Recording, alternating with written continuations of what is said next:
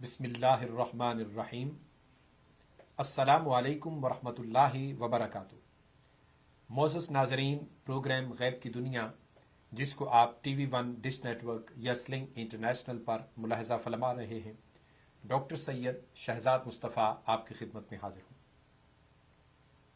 ماہ پاک رمضان المبارک کا تیسرا اور آخری عشرہ اس کا آغاز ہو چکا ہے، اور یہ رحمتیں، عنایات ربانی اور اللہ کی جانب سے عفو درگزر کا سائبان تانے پوری امت مسلمہ پر سایہ فگن ہے،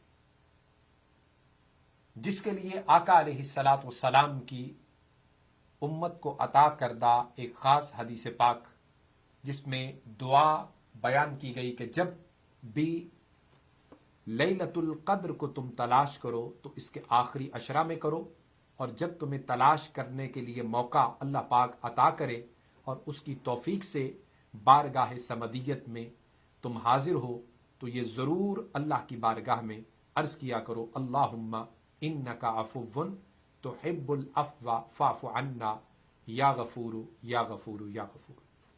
عزیزان گرامی قدر، آج کی گفتگو میں انشاءاللہ تعالی ہم نفلی نمازوں کے حوالے سے گفتگو کریں گے۔ قرآن مجید میں 16 مقامات پر اور احادیث مبارکہ کی ان گنت مقامات ایسے ہیں کہ جہاں پر ان نفلی نمازوں کی فضیلت بیان کی گئی ہے۔ یاد رکھیں، 11 قسم کی مختلف نفلی نمازیں ہیں، جن کی ابتدا ہمیں تہجد سے لے کر گھر میں پڑھی جانے والی نفلی نماز تک کی ملتی ہے تفصیل۔ ہمارے پاس ایک کالر ہے۔ السلام علیکم ورحمۃ اللہ وبرکاتہ۔ وعلیکم السلام ورحمۃ اللہ وبرکاتہ۔ یہ ڈاکٹر سید شہزاد مصطفیٰ سے بات کرنی ہے؟ جی میں بات کر رہا ہوں، فرمائیے۔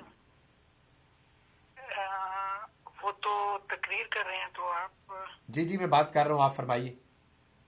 نہیں، میرا مطلب ہے کہ وہ تو تقریر کر رہے ہیں تو آپ کیسے سنیں گے؟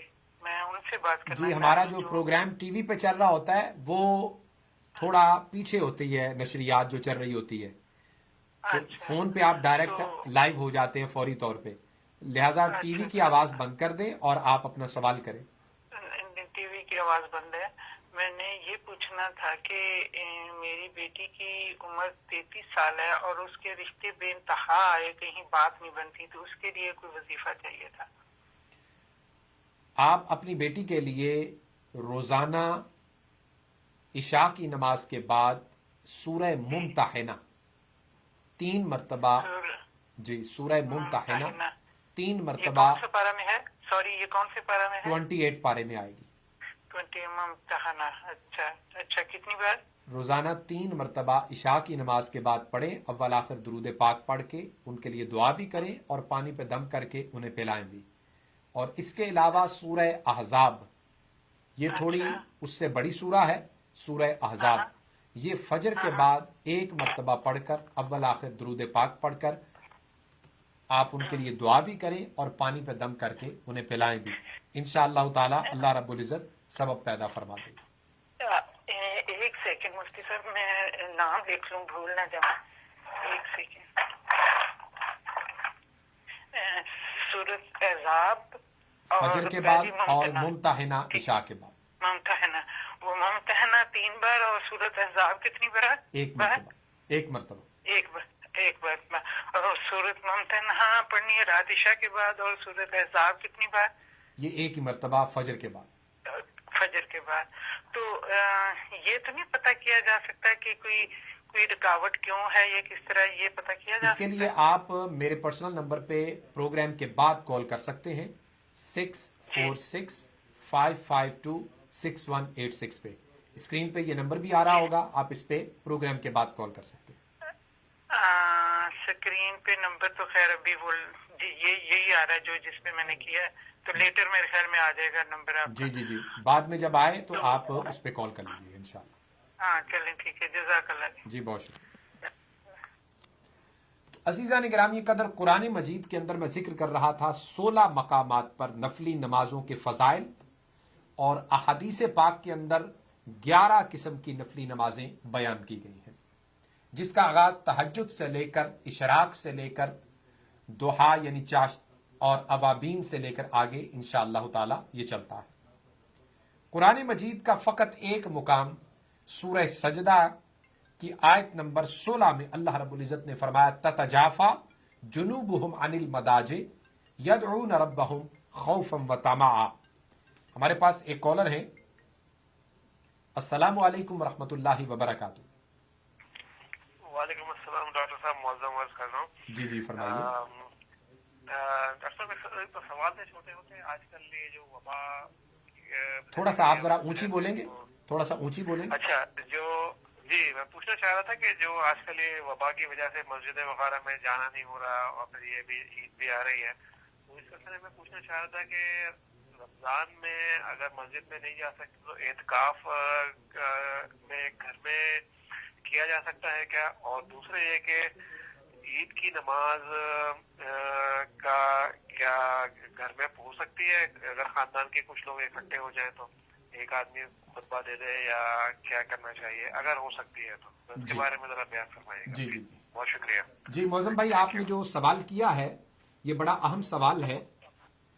یاد رکھیے کہ شرعی طور پر جمعہ اور عیدین کے لیے اذن عام ہونا شرط ہے. یہ شرائط جمعہ اور شرائط صلاۃ العیدین کے لیے ضروری ہے کہ اذن عام ہو. لیکن اذن عام نہیں پایا جاتا تو ان کی نماز بھی آپ سے موقوف ہو جائے گی، معطل ہو جائے گی، اس کی واجبیت ختم ہو جاتی ہے. لیکن یاد رکھیے کہ یہ اس طرح کی ممنوعیت میں نہیں آتا جیسے کوئی چیز حرام ہوتی ہے، یا پڑھنا ہی ایسے ہے کہ جیسے حرام چیزیں ہیں یہ بھی حرمت کے زمرے میں آ جاتا ہے. یہ اس طرح کا حرام نہیں ہے، بلکہ اس کو معطل کہہ سکتے ہیں، موقوف آپ کہہ سکتے ہیں. حالانکہ جمعہ کے لیے اور عیدین کے لیے عیدگاہ یا جامع مسجد کا ہونا شرعی اور فقہی طور پر ضروری ہے. جبکہ ہمارے ہاں اس وقت ہمارے اسلامی ممالک میں بھی اور غیر مسلم ممالک میں بھی جہاں جہاں مسلمان جا کر آباد ہوئے ہیں، اب ہر محلے، ہر علاقے کے اندر 2 3 4 مساجد، اسلامک سینٹرز، کمیونٹی سینٹرز بن چکے ہیں، جہاں پر سہولت کے پیش نظر ہر مسجد میں جمعہ اور ہر مسجد میں عید پڑھی جا رہی ہے.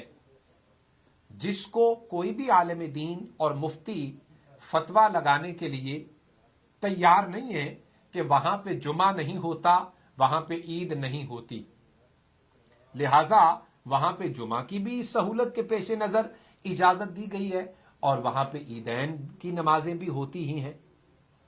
اور اب جب سے وبا آئی ہے، وبا نے تو کچھ اور مسائل کا بھی عقدہ کھول دیا، اور وہ یہ کہ سہولت کے پیش نظر وبا کے دوران پاکستان کے ہمارے تمام مکاتب فکر کے علماء نے اس بات پر حکومتی سرپرستی میں اجازت دی کہ مساجد کے اندر بننے والی نماز کے دوران، خواہ وہ 5 وقتی نماز ہو، جماعت ہوں یا عیدین ہوں، کسی بھی قسم کی یا نفلی باجماعت نماز ادا کی جا رہی ہو، تو ان کے درمیان آپ 3 سے 6 فٹ کا فاصلہ رکھ سکتے ہیں.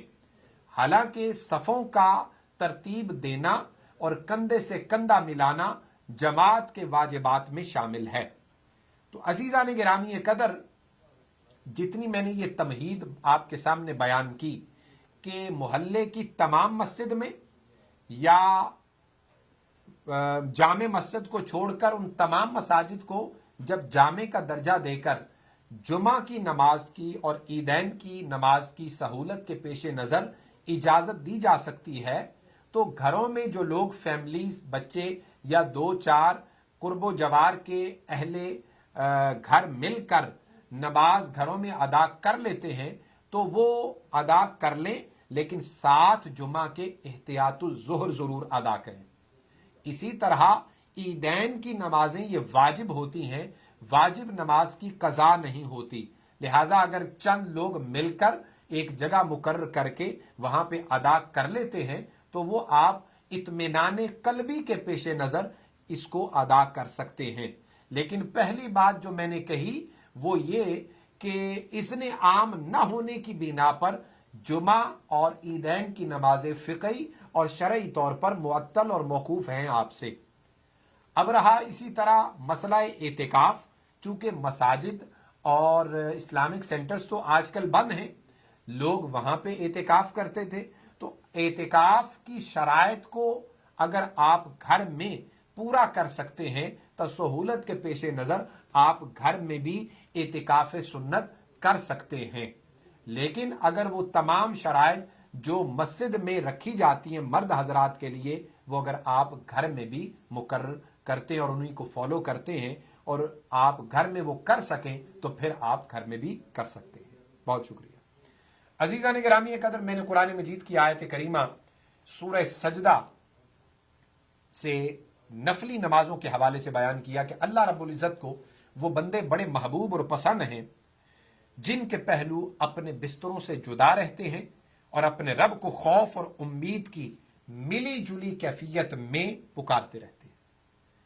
یہ قرآن مجید کے اندر نفلی نمازوں کی فضائل اور نفلی نماز پڑھنے والے کے حوالے سے میں نے جیسے ذکر کیا، کم و بیش 16 مقامات ہمیں ایسے ملتے ہیں کہ اللہ رب العزت کی بارگاہ میں نفلی طور پر بھی جو حاضر ہوتا ہے زائد نماز کے لیے، رب کائنات کو کتنا محبوب ہے، کتنا پسند ہے.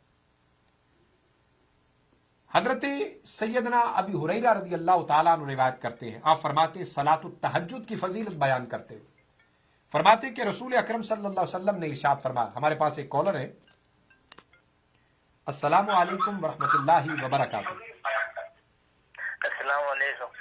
وعلیکم السلام ورحمۃ اللہ. ذرا ایک مہربانی کر رہے ہیں تہجد کی نماز کے لیے کمپلیٹ ڈیٹیل بتائیں کہ یہ لوگ کافی کنفیوز ہے اس میں تہجد کی نماز کس طرح پڑھنا، کیسے پڑھنا.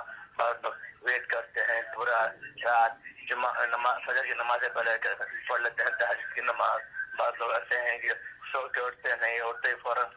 کافی کنفیوژن ہے، کیا تفصیل سے ڈیٹیل بتائیں گے آپ برائے مہربانی؟ جی، نماز تہجد جب آپ رات کی نماز یعنی آج کل صلاۃ اللیل، قیام اللیل یا صلاۃ التراویح جسے کہہ رہے ہیں، یہ جب آپ نماز عشاء کے بعد پڑھ لیتے ہیں تو پڑھنے کے بعد آپ سو جاتے ہیں، تو صلاۃ التہجد کے لیے سونا شرائط میں سے ہے. تو جب آپ صلاۃ التہجد کی نیت سے کوئی نفلی نماز ادا کریں گے تو نماز عشاء کے بعد کوئی بھی کسی بھی قسم کی رمضان مبارک میں یا رمضان کے علاوہ آپ کی پڑھی ہوئی نفلی نماز کے بعد سونا ضروری ہے. جب آپ سو کے اٹھیں گے تو جب بھی آپ سو کے اٹھیں صلاۃ التہجد ادا کر سکتے ہیں. اس کا عمومی طور پر جو وقت ہے وہ نماز فجر کے ٹائم شروع ہونے سے پہلے، یعنی جیسا کہ آج کل سحری کا وقت ہے، اس میں آپ صلاۃ التہجد ادا کریں. یعنی جب آپ سحری کے لیے اٹھیں تو اٹھ کر وضو کریں، وضو کر کے صلاۃ التہجد کی نیت سے 2 کر کے 4 نفل یا 2 کر کے 8 نوافل آپ ادا کریں، اور اس کے بعد آپ سحری کھائیں، اور پھر اس کے بعد آپ کی نماز فجر کا ٹائم شروع ہوگا، یعنی سحری کا ختم ہوگا تو آپ نماز فجر ادا کریں. تو یہ اس طریقے سے آپ صلاۃ التہجد ادا کر سکتے ہیں. سیدنا ابی ہریرہ رضی اللہ تعالیٰ عنہ نے فرمایا، حضور علیہ الصلوۃ والسلام کا ارشاد گرامی ہے، افضل الصیام بعد رمضان شہر اللہ المحرم وافضل الصلاۃ بعد الفریضۃ صلاۃ اللیل او کما قال رسول اللہ. مسلم اور امام ترمذی اور نسائی نے اپنی اپنی کتب حدیث کے اندر اس حدیث پاک کو نقل کیا کہ آقا علیہ الصلوۃ والسلام نے ارشاد فرمایا کہ سب سے زیادہ فضیلت ان روزوں کی ہے، یعنی رمضان المبارک کے بعد رکھے گئے جو روزے محرم کے ہیں. یعنی محرم کے روزوں کی فضیلت رمضان المبارک کے بعد کی فضیلت کے حقدار ہیں، اور فرائض نماز کے بعد سب سے زیادہ فضیلت اس نماز کی ہے جو صلاۃ التہجد یا رات کے پچھلے حصے میں پڑھی جاتی ہے. اسی طریقے سے دوسری حدیث پاک کے اندر آتا ہے، جس کو حضور علیہ الصلوۃ والسلام سے سیدنا ابو سعید خدری اور جناب سیدنا ابی ہریرہ رضی اللہ تعالیٰ عنہ روایت کرتے ہیں. دونوں صحابہ فرماتے ہیں قال رسول اللہ صلی اللہ علیہ وسلم کہ حضور علیہ الصلوۃ والسلام نے فرمایا، من استيقظ من الليل وأيقظ امرأته فصليا ركعتين جميعا کتبا من الذاکرین اللہ کثیرا والذاکرات. آقا علیہ الصلوۃ والسلام نے فرمایا، جو شخص خود رات کو بیدار ہوا، اپنی اہلیہ کو بھی بیدار کیا، دونوں 2 رکعت نماز مل کر ادا کریں تو ان کا شمار کثرت سے اللہ کا ذکر کرنے والوں اور کثرت سے اللہ کا ذکر کرنے والی عورتوں میں ہوگا. تو عزیزان گرامی قدر، یہ 2 احادیث پاک جو کہ فضائل تہجد کو بیان کرتی ہیں، میں نے پہلے سیگمنٹ میں آپ کے گوش گزار کریں. انشاءاللہ تعالی مجھے بریک کے لیے کہا جا رہا ہے. بریک کے بعد آپ کی خدمت میں پھر حاضر ہوتے ہیں اور صلاۃ الاشراق سے انشاءاللہ تعالی گفتگو کا آغاز کرتے ہیں. تشریف رکھیے، بریک کے بعد آپ کی خدمت میں پھر حاضر ہوتے ہیں.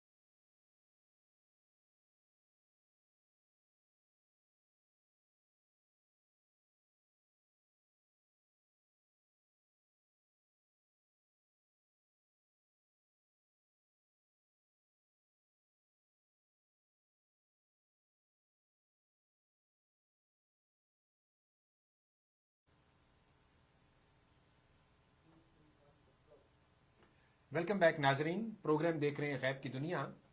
तो मैं जिक्र कर रहा था सलातुत तहज्जुद के हवाले से और नफली नमाज कुरान मजीद और अहादीस नबवी के हवाले से।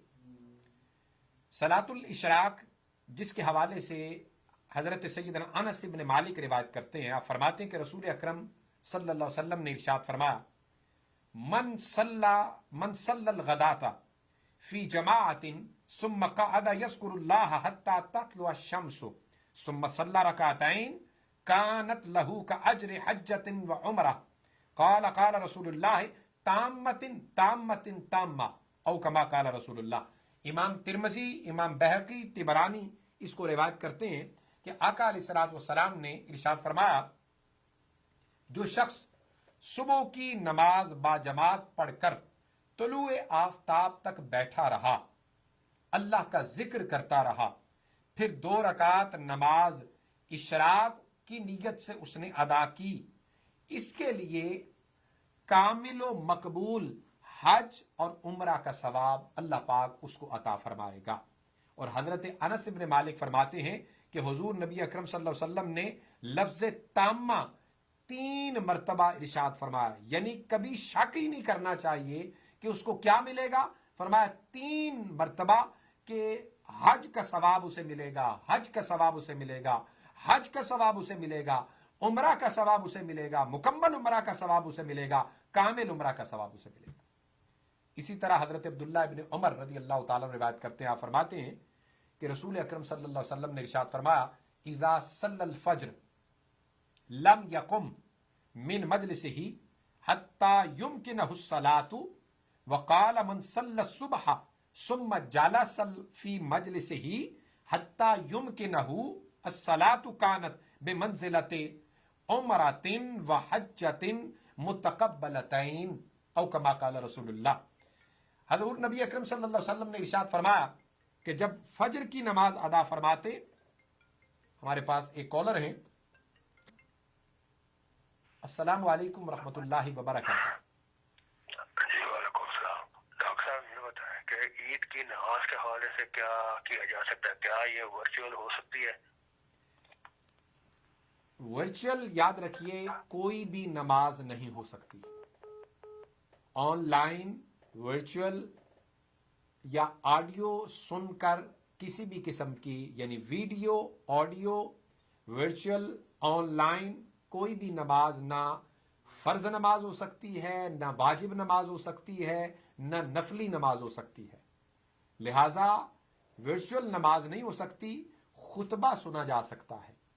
खुतबा चाहे आप जुमा का सुन लें, चाहे ईदैन का सुन लें, तो वर्चुअल खुतबा सुना जा सकता है, वर्चुअल नमाज नहीं हो सकती। बहुत शुक्रिया। अजीज़ा ने गिरामी कदर, अब्दुल्लाह इब्न उमर बयान करते हैं कि हुजूर नबी अकरम सल्लल्लाहु अलैहि वसल्लम जब फजर की नमाज अदा फरमाते तो उस वक़्त तक अपनी जगह से न उठते जब तक दूसरी नमाज यानी इशराक न पढ़ लेते।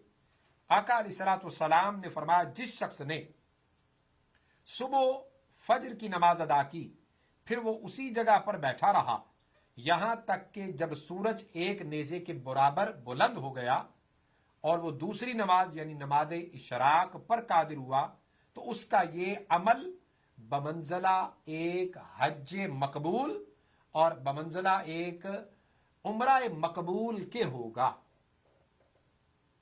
यानी जिस शख्स ने फजर नमाज पढ़ लेनी है और उधर ही इंतजार करना है और एक नेज़े के बराबर सूरज बुलंद हो जाना है, तो फिर उसके बाद ये इशराक की नीयत से अदा करेगा। अल्लाह पाक हज मबरूर और उम्रा मबरूर का उसको सवाब अता करेगा।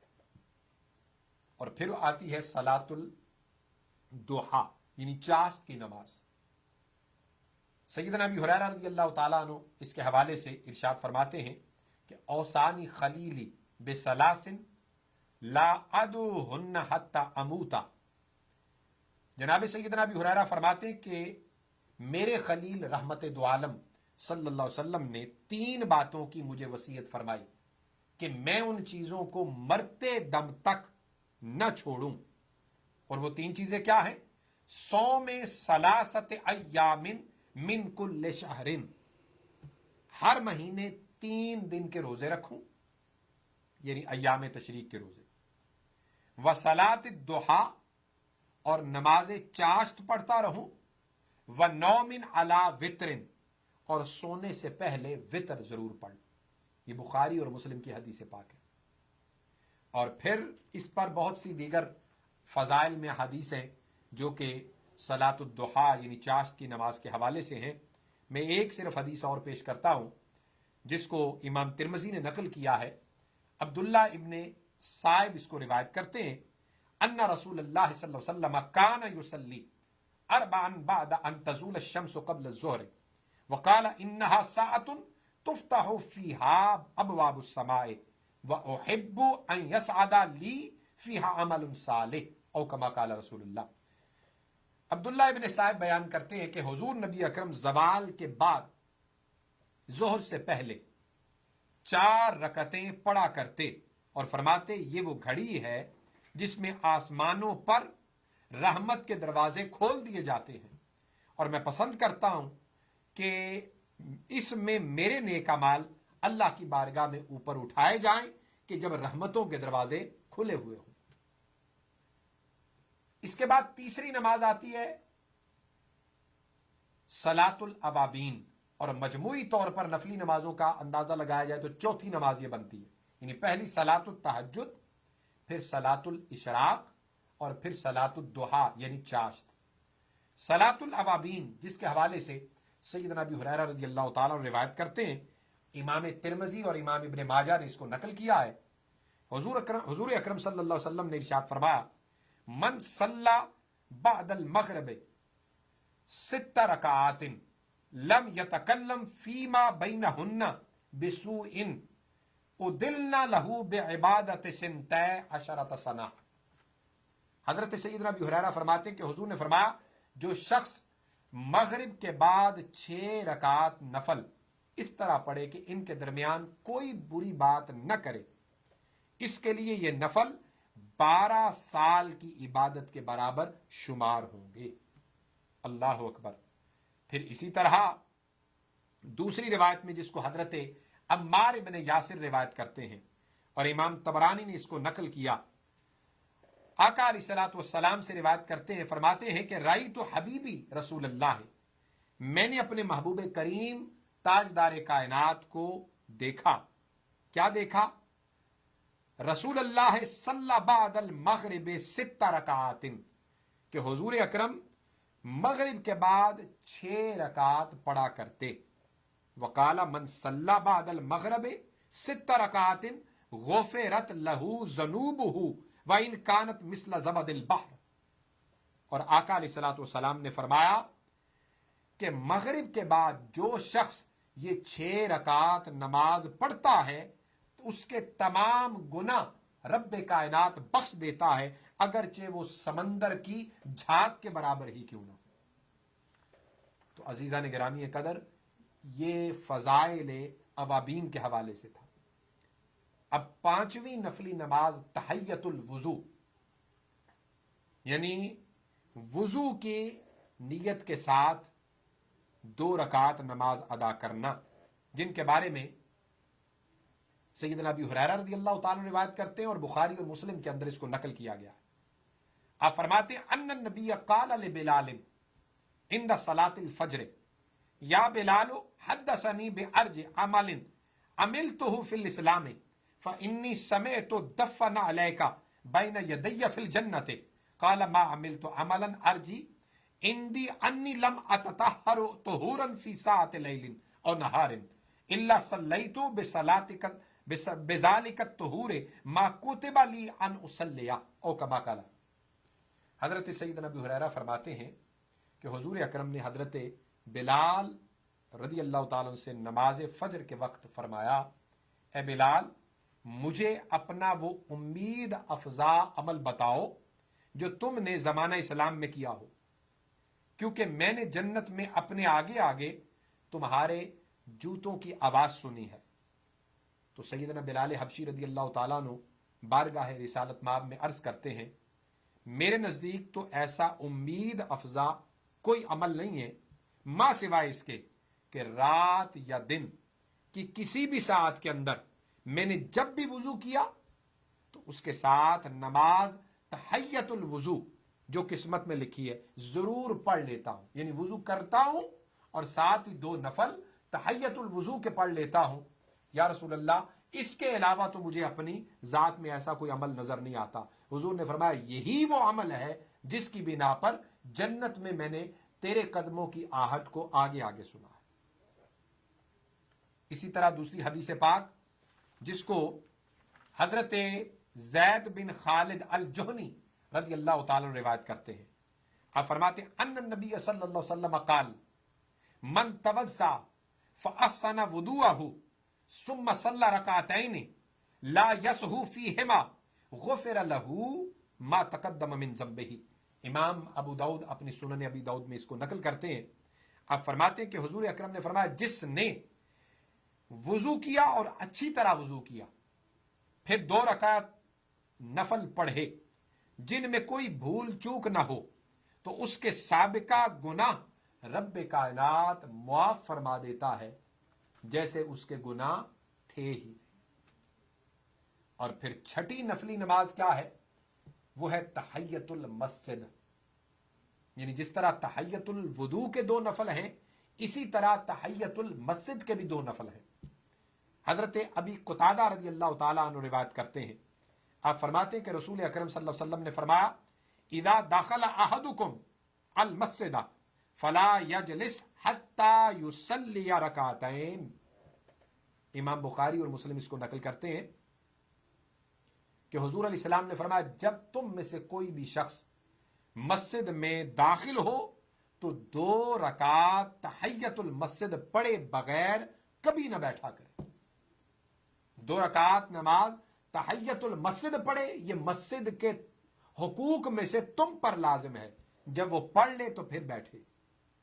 और फिर दूसरी हदीस पाक जिसको हजरत अबी कुतादा रज़ी अल्लाह तआला रिवायत करते हैं, आप फरमाते हैं कि मैं मस्जिद में दाखिल हुआ और मैंने आका अलैहिस्सलातु वस्सलाम को लोगों के दरमियान तशरीफ फरमाए देखा। मैं भी बैठ गया। आपने फरमाया बैठने से पहले 2 रकात नमाज पढ़ने से तुम्हें किस शय ने रोका है? मैंने अर्ज किया या रसूलल्लाह, मैंने आपको और लोगों को बैठे हुए देखा। फरमाया तुम में से जब कोई शख्स मस्जिद में आया करे तो सबसे पहले 2 रकात नमाज तहय्यतुल मस्जिद पढ़ लिया करे और इसको पढ़े बगैर कभी न बैठा करे। इमाम मुस्लिम और इमाम अहमद इसको नकल करते हैं। ये 6 नफली नमाजें मैंने आपके गोश गुजार की। इसके बाद अब जो मैं नफली नमाज आपके सामने बयान करने वाला हूं, ये नमाज तस्बीह है, जिसे सलातुत तस्बीह कहा जाता है।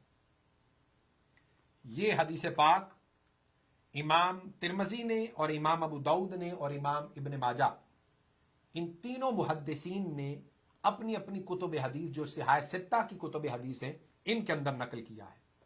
और थोड़ी सी मुख्तलिफ एक रिवायत इसके साथ ही सुनन अबी दाऊद की है, वो इमाम अबू दाऊद दोनों एतबार से इसको नकल करते हैं। हदीस पाक में आता है जिसको हजरत अबू वहब बयान करते हैं कि मैंने हजरत अब्दुल्ला इब्न मुबारक से तस्बीहात वाली नमाज के बारे में पूछा।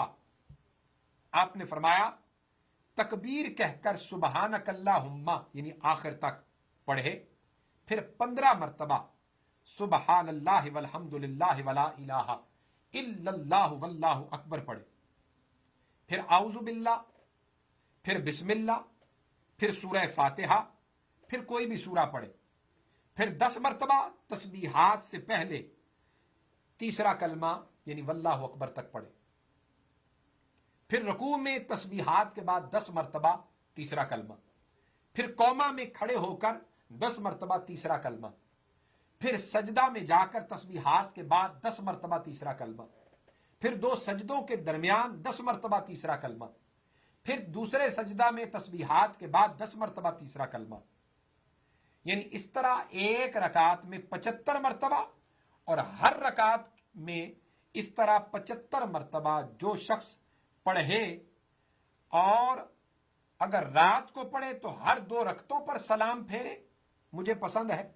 और आप फरमाते हैं अगर दिन को पढ़े तो चाहे सलाम फेरे चाहे ना फेरे, यानी 4 रकात पूरी करे, ابو بہب فرماتے ہیں مجھے ابو رزمہ عبد العزیز نے بتایا کہ عبداللہ ابن مبارک نے فرمایا رکوع میں پہلے سبحان ربی العظیم کہے اور سجدہ میں پہلے سبحان ربی الاعلی کہے اور پھر تسبیحات پڑھے۔ ابو رزمہ عبد العزیز فرماتے ہیں میں نے عبداللہ ابن مبارک سے پوچھا اگر سہو ہو جائے تو پھر کیا سجدہ سہو میں بھی 10 مرتبہ تسبیحات کہے؟ آپ نے فرمایا نہیں، یہ صرف 300 تسبیحات ہیں۔ جو بندہ ان کو اس طرح ادا کرتا ہے اللہ پاک ایسے بندے کے اگر اہل زمین پر زمین و آسمان کے برابر بھی گناہ ہو تو رب کائنات ان کو معاف فرما دیتا ہے۔ اور حضرت عبداللہ ابن عمر فرماتے ہیں کہ مجھ سے حضور نبی اکرم صلی اللہ علیہ وسلم نے فرمایا اگر تمہارے گناہ تمام اہل زمین سے بھی زیادہ ہو جائیں تب بھی اس نماز کے باعث معاف کر دیے جائیں گے۔ میں نے عرض کیا اگر اس وقت نہ پڑھ سکوں، فرمایا رات کو اور دن میں جس وقت بھی تمہیں وقت ملے یہ نماز پڑھ لو، اہل زمین کے برابر بھی تمہارے گناہ ہوئے تو اللہ پاک تمہارے گناہوں کو معاف فرما دے گا۔ یہ اتنی برکت والی اور فضیلت والی نفلی نماز ہے جسے صلاۃ التسبیح کہا جاتا ہے، اور خاص طور پر جن لوگوں کو رمضان المبارک نصیب ہو اور رمضان المبارک کا آخری عشرہ نصیب ہو اور آخری عشرے کی تاک راتیں نصیب ہوں اور پھر اعتکاف نصیب ہو، ان کو تو ہر روز یہ نفلی نماز ضرور پڑھنی چاہیے۔ عزیزان گرامی قدر، مجھے بریک کے لیے کہا جا رہا ہے، تشریف رکھیے، نفلی نمازوں پر ٹاپک جاری ہے، انشاءاللہ تعالی بریک سے واپسی پر انشاءاللہ بقیہ حصہ اس کا بیان کرتے ہیں۔ تشریف رکھیے، بریک کے بعد آپ کی خدمت میں پھر حاضر ہوں۔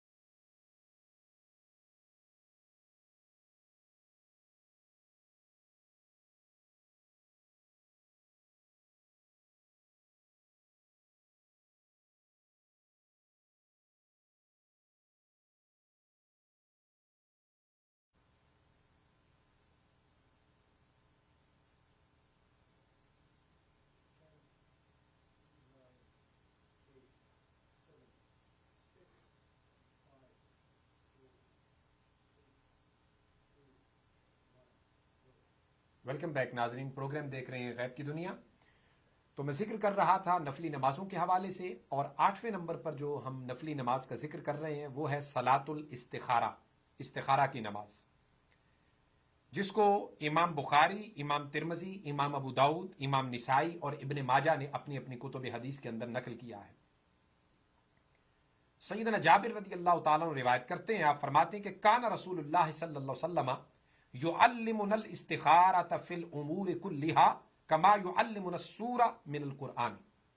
آقا علیہ الصلوۃ والسلام ہمیں نماز استخارہ کے بارے میں اسی طرح سکھایا کرتے جیسے قرآن کریم کی سورت سکھاتے ہیں. اور آپ فرماتے جب تم میں سے کوئی کسی کام کا ارادہ کرے تو 2 رکعت نماز نفل پڑھے. اور یہ دعائے استخارہ جو پوری تفصیل کے ساتھ بخاری، مسلم، ترمذی، اور آپ انشاءاللہ گوگل پر کریں گے تو وہاں پہ بھی یہ دعائے استخارہ آپ کو مل جائے گی. اور دعائے استخارہ پھر پڑھ کر اس کے بعد اپنی حاجت یا جو بھی ضرورت یا جس مسئلے کے بارے میں آپ پوچھنا چاہ رہے ہیں، اللہ کی بارگاہ سے مشورہ طلب کرنا چاہ رہے ہیں، وہ آپ نام لیں اور قبلہ کی طرف باوضو رخ کر کے سو جائیں. انشاءاللہ تعالی جو خواب میں آپ کو رہنمائی ہو، کسی بھی صاحب علم، متقی، پرہیزگار جو علم تعبیر رویا کو جانتا ہو، اس سے تعبیر خواب کی جو ہے وہ پوچھیں. 9ویں نمبر پر جو نفلی نماز آ رہی ہے وہ صلاۃ الحاجہ، حاجت کی نماز، جس کو حضرت عبداللہ بن ابی اوفا روایت کرتے ہیں. آپ فرماتے ہیں کہ حضور نبی اکرم صلی اللہ علیہ وسلم نے فرمایا من کانت لہو الی اللہ حاجۃ او الی احد من بنی آدم فلیتوضأ ولیحسن الوضوء ثم لیصلی رکعتین ثم لیصلی علی اللہ ولیصلی علی النبی صلی اللہ علیہ وسلم ثم لیقل لا الہ الا اللہ الحلیم الکریم سبحان اللہ رب العرش العظیم الحمد للہ رب العالمین اسألک موجبات رحمتک وعزائم مغفرتک والغنیمت من کل بر والسلامت من کل اسم لا تدع لی ذنبا الا غفرتہ ولا ہما الا فرجتہ ولا حاجتا ہی لک ردا الا قضیتہا یا ارحم الراحمین. امام ابن ماجہ اس کو روایت کرتے ہیں، امام ترمذی بھی، امام حاکم بھی اپنی اپنی کتب حدیث کے اندر، کہ حضور نبی اکرم نے فرمایا جس شخص کو اللہ یا کسی آدمی سے کوئی کام ہے، اسے چاہیے کہ وہ اچھے طریقے سے وضو کرے، 2 رکعت نماز نفل پڑھے، پھر اللہ کی تعریف، حمد و ثنا کرے، پھر حضور نبی اکرم صلی اللہ علیہ وسلم پر درود و سلام بھیجے، اور پھر اس کے بعد یہ دعا جو میں نے پڑھی اس کو پڑھے. اور پڑھنے کے بعد امام ابن ماجہ یہ الفاظ زائد کرتے ہیں، فرماتے ہیں پھر دنیا اور آخرت کی کوئی چیز مانگے وہ اس کے لیے اللہ پاک مقدر فرما دیتا ہے. تو عزیزان گرامی قدر، یہ تھی صلاۃ حاجہ، اور اس سے قبل بیان کی صلاۃ الاستخارہ. اب ہمارے پاس ایک کالر ہے. السلام علیکم ورحمۃ اللہ وبرکاتہ. ڈاکٹر صاحب یہ بتائیں کہ ہم مکمل طور پہ کیسے حاصل کر سکتے ہیں یہ جو کرونا وائرس سے نجات؟ دیکھیں، یہ ایک آزمائش ہے مومنین کے لیے، اور اس کے لیے سب سے پہلی تو چیز یہ ہے، یاد رکھیں کہ بزرگان دین کا قول ہے، اور وہ فرماتے ہیں کہ جب بھی اس طرح کے آزمائشیں، امتحان یا عذاب آتے ہیں، ان کے پیچھے کوئی نہ کوئی چیزیں کار فرما ہوتی ہیں. جب بے عدلی اور انصاف ختم ہو جائے تو تب بھی یہ آزمائشیں آتی ہیں. جب غرباء، مساکین کے حقوق ادا نہ کیے جائیں تب بھی یہ آزمائشیں آتی ہیں. اور جب عیاشی، فحاشی، عریانی عام ہو جائے تب بھی یہ آزمائشیں آتی ہیں. تو یہ تینوں چیزیں اپنے درمیان سے ختم کریں. حقوق اللہ کی ادائیگی میں پیش رہیں، حقوق العباد ادا کریں، اور اپنے گھروں سے لے کر جہاں تک آپ کی پہنچ ہو سکتی ہے وہاں تک کوشش کریں عریانی، فحاشی اور ہر قسم کی گندگی کو مٹانے کی کوشش کریں. پھر اللہ پاک ہم سے یہ ساری چیزیں ختم فرما دے گا. اور ہمارے ایک عالم دین ہیں، انہوں نے بڑی اچھی ایک بات کی، میں نے پڑھی ان کی بات. وہ فرماتے ہیں کہ یہ کرونا جو ہے یہ حرام کے کھانے سے آتا ہے. جو حرام سے بچتا نہیں وہ کورونا کا مریض بنے گا. اور یاد رکھیے یہ بات درست ہے، ہر قسم کی حرام یعنی حقوق اللہ کی ادائیگی کرنا ہم پر لازم فرض ہے. نہیں کریں گے تو یہ حرمت کا مسئلہ آ جائے گا. حقوق العباد کی ادائیگی ہم پر لازم ہے، نہیں کریں گے تو حرمت کا مسئلہ آ جائے گا. یہ عریانی، فحاشی، یہ سب حرام چیزیں ہیں. یہ حرام مال یا حرام چیزوں کا کھانا ہم پر حرام ہے، یہ حرمت کے مسائل ہیں. اسی طرح مولا علی کرم اللہ وجہ الکریم کا آج یوم ہے. اس حوالے سے آپ کی تعظیم تکریم بھی وہی کرتا ہے جو صاحب حرمت ہوگا، جس کے اندر خون حلت ہوگا، اور جو صاحب حلال ہوگا، جس کا کھانا پینا اٹھنا بیٹھنا، جس کا حسب نسب سب کچھ حلال ہوگا. تو لہٰذا مولا علی کی تعظیم و تکریم بھی حلالی کرتا ہے. اسی طرح اس دور کے اندر جس نے اپنے آپ کو ان ساری چیزوں سے حرمت سے حرام چیزوں سے بچا کے رکھا ہے، اسے خوف نہیں کرنا. اس کا بس پریکاشنری میجرمنٹ ضرور لینے ہیں، وہ ضرور لیں. انشاءاللہ اللہ پاک آپ کو اپنے حفظ و امان میں رکھے گا. اور پھر جو حدیث پاک بیان کر رہا ہوں، اسی نماز جو میں نے بیان کی حاجت کے حوالے سے، جس کو حضرت عثمان بن حنیف رضی اللہ تعالیٰ عنہ روایت کرتے ہیں. آپ فرماتے ہیں کہ حضور اکرم صلی اللہ علیہ وسلم کے ایک نابینا صحابی حضور کی بارگاہ میں حاضر ہوئے اور عرض کیا، یا رسول اللہ میرے لیے بینائی کی دعا فرمائیں. آقا علیہ السلام نے فرمایا، اگر تو چاہے تو تیرے لیے دعا کو مؤخر کر دوں جو تیرے لیے بہتر ہے، اور اگر تو چاہے تو تیرے لیے دعا کر دوں. اس نے عرض کیا، یا رسول اللہ دعا فرما دیں. آپ نے اسے اچھی طرح وضو کرنے، 2 رکعت نماز پڑھنے اور اس کے بعد صلاۃ حاجت کی دعا کرنے کے لیے ارشاد فرمایا. اور وہ کیا دعا دی؟ اللہم انی اسألک واتوجہ الیک بمحمد النبی الرحمہ، یا محمد انی قد توجہت بک الی ربی فی حاجتی ہذہ لتقضی اللہم فشفع فی. یعنی اس کا معنی یہ ہے کہ اے اللہ میں نبی رحمت حضرت محمد صلی اللہ علیہ وسلم کے وسیلے سے تجھ سے سوال کرتا ہوں، تیری توجہ طلب کرتا ہوں.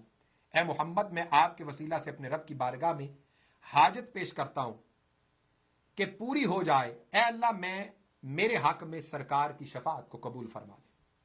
تو یہ صلاۃ حاجت کی خود آقا علیہ السلام نے اپنے ایک نبینا صحابی کو تعلیم فرمائی. اور 10ویں نمبر پر جو میں پیش کر رہا ہوں وہ ہے صلاۃ توسل، یعنی وسیلے کی نماز. یاد رکھیں جو ابھی میں نے حدیث پیش کی یہ صلاۃ حاجت کے لیے بھی ہے اور صلاۃ توسل کے لیے بھی ہے، کیونکہ اس میں آقا علیہ الصلوۃ والسلام کا وسیلہ اللہ کی بارگاہ میں پیش کیا جا رہا ہے. لہٰذا اس حدیث کو دونوں اعتبار سے آپ لے سکتے ہیں. اور 11ویں نمبر پر جو نماز پیش کر رہا ہوں وہ ہے صلاۃ التطوع فی البیت، یعنی گھر کے اندر پڑھی جانے والی نفلی نماز، جس کو حضرت زید بن ثابت رضی اللہ تعالیٰ روایت کرتے ہیں. آپ فرماتے ہیں کہ رسول اکرم صلی اللہ علیہ وسلم نے ارشاد فرمایا، صلو ایھا الناس فی بیوتکم فإن افضل صلاۃ المرء فی بیتہ الا الصلاۃ المکتوبہ. امام بخاری اور مسلم اس کو روایت کرتے ہیں. آقا علیہ السلام نے فرمایا، اے لوگو اپنے گھروں میں نماز پڑھا کرو، کیونکہ افضل یہ ہے کہ آدمی فرض نمازوں کے علاوہ باقی نمازیں گھر میں ادا کرے تاکہ اپنے گھروں کو تم قبرستان نہ بناؤ. اور اس کے حوالے سے دوسری حدیث پاک میں بھی آتا ہے، جس کو حضور نبی اکرم صلی اللہ علیہ وسلم کا فرمان عالی شان، جس کے حوالے سے کہ حضور علیہ الصلوۃ والسلام نے فرمایا، جس کو حضرت ابو موسیٰ اشعری روایت کرتے ہیں، امام مسلم اور امام بہقی نے اس کو نقل کیا ہے، جس گھر میں اللہ کا ذکر کیا جائے، حضور نے فرمایا اس گھر میں اللہ کے ذکر کی برکت کا یہ عالم ہوتا ہے کہ اس گھر کی مثال ایسے ہے جیسے کسی مردہ اور زندہ شخص کی مثال ہے. یعنی جس گھر میں ذکر خدا ہوتا ہے وہ زندہ انسانوں کی طرح گھر ہے، اور جس گھر میں ذکر الہی نہیں ہوتا وہ مردہ انسانوں کی طرح وہ گھر ہے. اللہ پاک ہمیں اپنے گھروں کو زندگی عطا کرنے کی توفیق مرحمت فرمائے. اور آج کا موضوع میں نے خاص طور پر رمضان مبارک میں بیٹھنے والے ان معتکفین کے لیے بیان کیا تاکہ اللہ رب العزت اعتکاف کی حالت میں وہ بیٹھ کر اللہ کی یاد کریں اور ان نفلی نمازوں کو بارگاہ صمدیت میں ادا کر سکیں۔ آئیے اللہ کی بارگاہ میں دعا کرتے ہیں۔ الحمدللہ رب العالمین والعاقبۃ للمتقین، الصلاۃ والسلام علی رسول خیر خلقہ والناس اجمعین۔ یا باری تعالیٰ اس وبا کا شکار ہو کر جتنے بھی مؤمنین و مؤمنات، مسلمین و مسلمات اس دار فانی سے کوچ کر گئے، انہیں اپنی جوار رحمت میں جگہ عطا فرما، اور جو بیمار ہیں انہیں شفائے کاملہ عاجلہ نصیب فرما، سب کے رزق میں، جان میں، مال میں برکات کثیرہ عطا فرما۔ باری تعالیٰ اس وبا کو ہم سے دور فرما کر سب کو اپنے حفظ امن میں جگہ نصیب فرما۔ تیرے گھر پھر سے آباد ہوں، یہ مساجد اسلامک سینٹر پھر سے آباد ہوں، تیرا گھر بیت اللہ پھر سے آباد ہو، تیرے محبوب کی مسجد نبوی پھر سے آباد ہو، قبلہ اول بیت المقدس پھر سے آباد ہو۔ باری تعالیٰ پھر وہاں پہ جا کر نمازیں پڑھنا نصیب ہوں، وہاں پہ جا پر جمعہ اور جمعات کے خطبات سننا نصیب ہوں۔ باری تعالیٰ عیدین پڑھنا نصیب ہوں، عیدین کے خطبات سننا نصیب ہوں، تیرے گھروں کی رونقیں بحال ہوں۔ مولا کریم رمضان المبارک کی برکت سے اس وبا کو دور فرما کر اس رمضان المبارک کی برکتیں اور اپنی رحمتوں سے ہماری جھولیوں کو بھر دے۔ جو بیمار ہیں انہیں شفائے کاملہ عاجلہ نصیب فرما دے۔ ربنا تقبل منا انک انت السمیع العلیم وتب علینا یا مولانا انک انت التواب الرحیم، وصلی اللہ تعالی علی رسول خیر خلقہ محمد وعلی آلہ واصحابہ اجمعین برحمتک یا ارحم الراحمین۔ عزیزان گرامی قدر، اپنے لیے آسانیاں پیدا کیجیے، دوسروں کے لیے آسانیاں پیدا کیجیے، زبانوں کو، دل و دماغ کو اللہ اور اس کے رسول کے ذکر سے تر رکھیے۔ اللہم صلی وسلم وبارک علی سیدنا و مولانا محمد معدن الجود والکرم وآلہ الکرام وابنہ الکریم منبع العلم والحکم، وبارک وسلم وصلی علیہ۔ سبحان ربک رب العزت عما یصفون وسلام علی المرسلین والحمد للہ رب العالمین۔